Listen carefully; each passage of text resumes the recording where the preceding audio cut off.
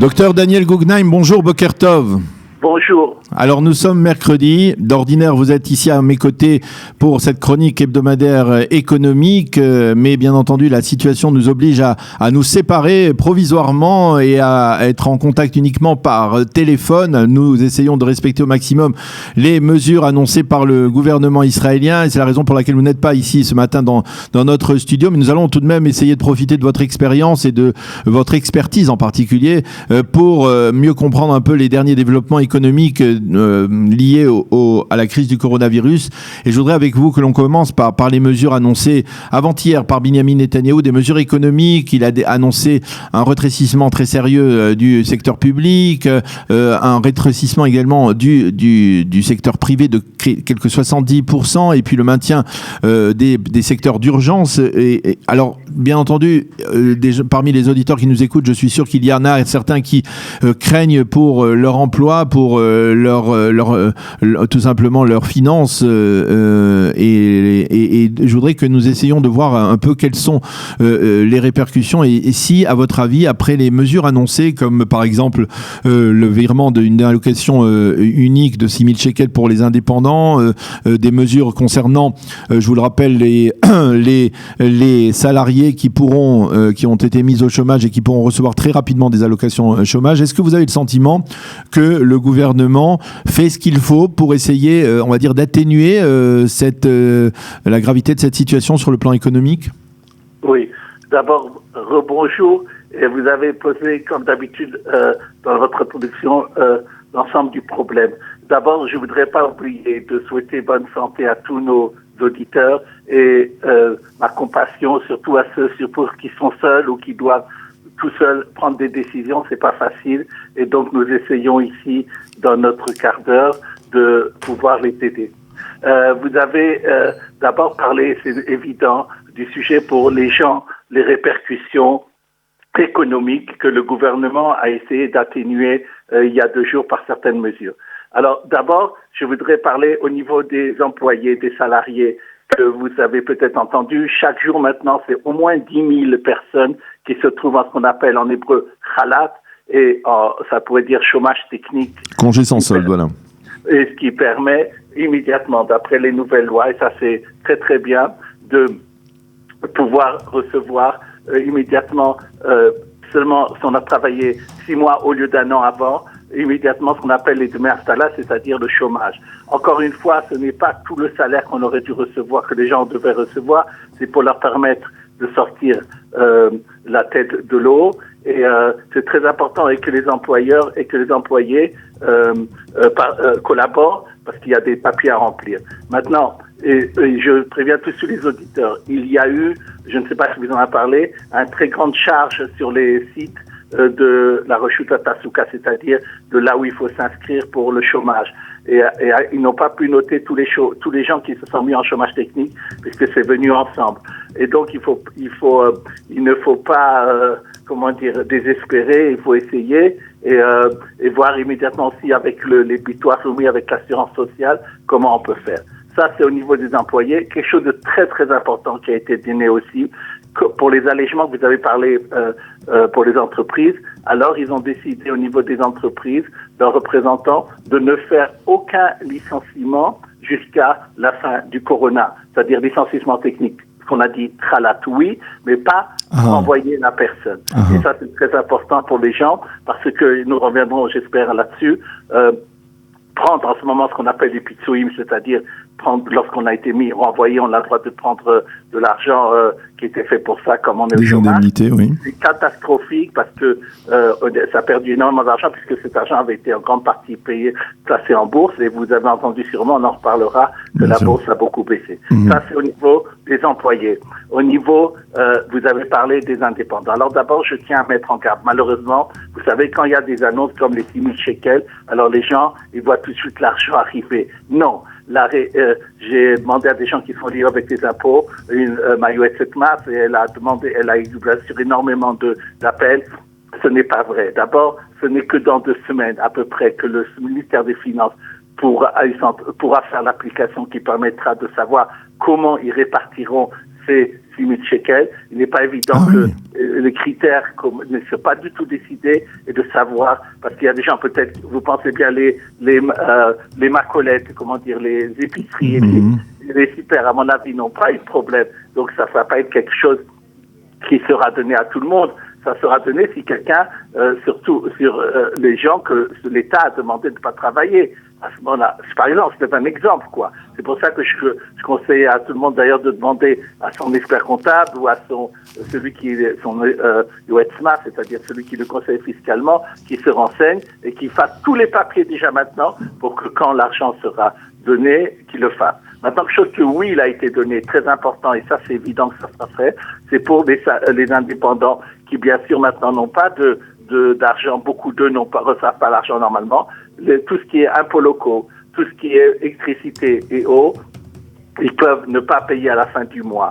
Et je dis d'ailleurs, c'est très important d'ailleurs, dans un autre ordre d'idée, tout ce qui est, vous avez une assurance auto, vous avez une assurance pour un appartement, et normalement vous devez le refaire avec votre assureur. Maintenant, ce qui se passe, c'est que à partir de ce jeudi, je crois, les gens n'ont pratiquement plus le droit de travail, y compris les assureurs et des choses comme ça. Donc, automatiquement, votre contrat est jusqu'à nouvel ordre allongé. Et donc, vous n'avez pas besoin de vous inquiéter pour ça. Quand vous devrez payer, bien sûr, vous devrez payer pour cette période aussi qui n'aura pas été après 2 avril. Mais en tout cas, ne vous inquiétez pas pour ces choses-là. La Reshut Shukron, qui est chargé de tout ce qui est des assurances, a fait hier une déclaration en disant tout ce qui est assurance est automatiquement ajouté de un mois à cause de ce qui se passe. Alors Très important, une dernière chose que je voudrais dire, parce que j'ai beaucoup de questions aussi là-dessus. Vous avez des gens qui ont ce qu'on appelle des tsaronymes, c'est-à-dire que leurs enfants sont dans certaines cadres l'après-midi, d'accord, ou bien ils payent des gamines privées, ils payent des jardins d'enfants privés, ou quelle que ce soit, prestation, que quelqu'un a donné des chèques à l'avance pour avoir cette prestation-là, ou ça peut être un hôtel, ça peut être n'importe quoi, vous n'avez pas à payer. Si vous n'avez pas de prestations, vous n'avez rien à payer. Je l'ai lu, j'ai vu les experts comptables et les juristes ont publié dans le journal des très grands juristes. C'est comme ça. Vous n'allez pas payer quelque chose que vous n'avez pas à avoir eu. Comment eux, ils seront dédommagés, ces indépendants-là ou ces choses-là, sûrement d'une certaine façon, par ce ma'anak dont vous avez parlé, que l'État va donner, ou bien le fait que l'État va permettre aux indépendants de payer plus tard certaines choses. Mais en tout cas, c'est très important pour les gens de le savoir. Alors, parmi il y a donc les mesures qui ont été prises, et puis il y a les rumeurs, il y a parfois des fake news, comme on dit, des fausses informations. Quelles sont les informations qu'il faut écarter et dont il ne faut pas tenir compte dans cette situation? Mais, voilà. Le Reshut Shukron, c'est-à-dire encore une fois, c'est l'autorité qui est chargée de tout ce qui est votre retraite, de gérer tout ça, a fait un communiqué disant qu'elle sait que dans l'Internet et des réseaux sociaux, il y a des rumeurs disant aux gens, c'est la panique, votre retraite que vous avez fait depuis des années ne sera pas payée. Et ce qu'on appelle Kranot Pensia. Il a dit, c'est faux. Surtout, ceux qui ne sont pas besoin, ne prenez pas maintenant votre argent. Parce que des gens maintenant, par folie, vont prendre, et comme je vous l'ai dit, une grande partie de ça est mis à la bourse, ils risquent de perdre 30% par mois ce qu'ils devaient recevoir, et pour l'ensemble de la somme de ce qu'ils peuvent faire recevoir. Et c'est sûrement pas à faire et sûrement pas paniquer. Et ce mouvement de panique, en plus, s'il allait sur les retraites, augmenterait la crise financière en Israël et risquerait de faire sauter tout le système financier. Mais de toute façon, il est sûr, à mon avis, que l'État ne laissera pas prendra des mesures, et il a assuré, en tout cas il a dit, surtout n'écoutez pas ces rumeurs. Une deuxième chose que je voudrais dire, qu'une entreprise israélienne de lutte contre le cyber a vu que point de vue international, chaque fois qu'il y avait le corona dans un pays où il venait très fort, il y avait des attaques cyber. Comment? On vous dit, vous savez,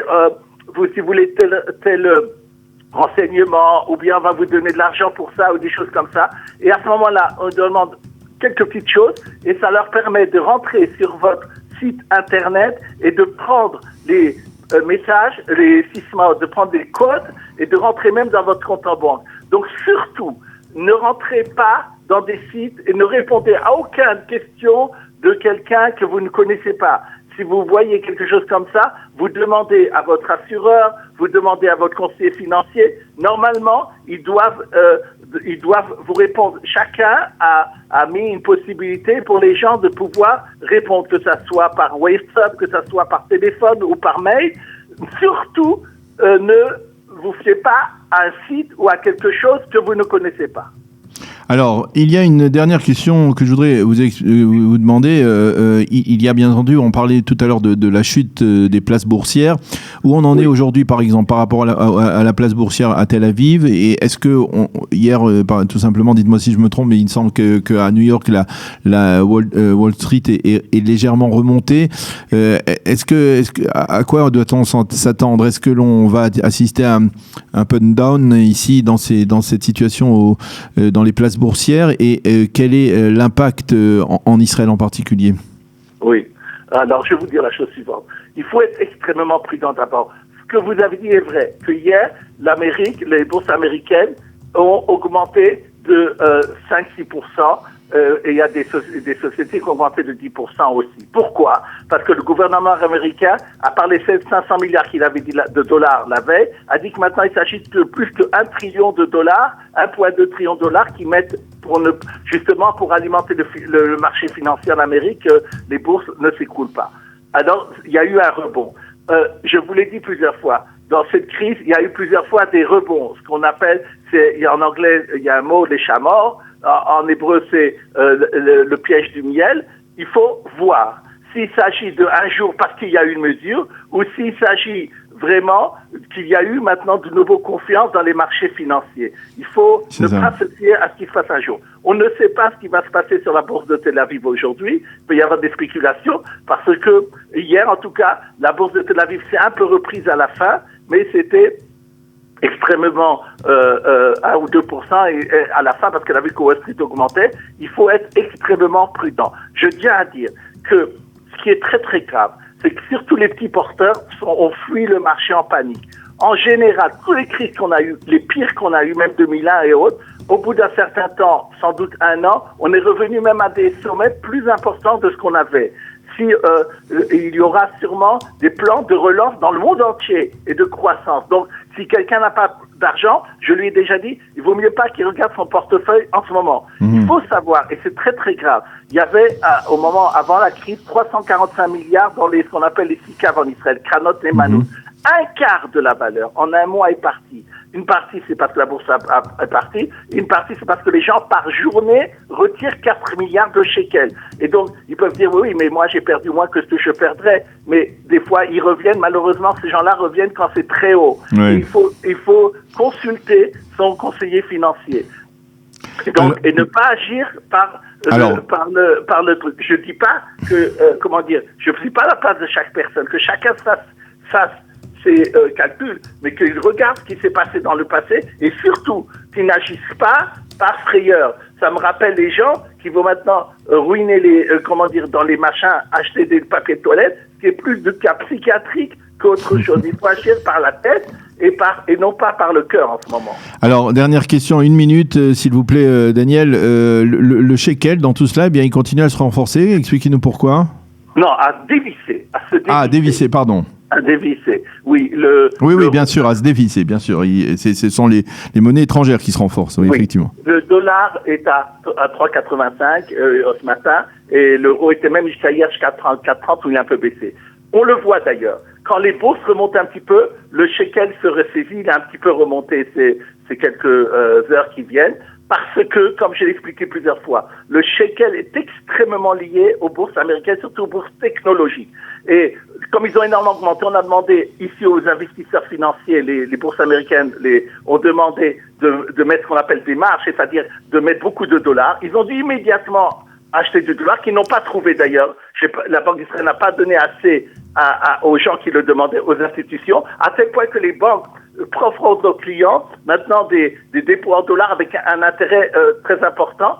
Ce ce qui est incroyable, c'est que le dollar, que l'intérêt que ces trucs financiers ont dû payer pour pouvoir acheter du dollar, c'était 20% par an, c'était énorme. On a même parlé de 30%, c'est de la folie. Je dis encore une fois, et c'est pas seulement moi qui le dis, la Banque d'Israël, ici, n'a pas été à la mesure. Elle a dit qu'ils achèteraient quelques milliards pour acheter des obligations. Pour l'instant, on n'a pas tellement vu l'effet. Il y a un effet de panique. Ils ne font pas, en tout cas ce que la Fed a fait, de faire baisser les taux d'intérêt. Voilà. Et les financiers veulent dire qu'il faut faire très attention à ce que à ce que tout ne s'écoule pas. Alors, il faut agir. Eh bien, docteur Daniel Guggenheim, merci beaucoup pour toutes ces précisions extrêmement importantes. Et je rappelle que nos auditeurs pourront écouter cette chronique donc sur Facebook très rapidement pour mieux comprendre les implications de cette crise économique.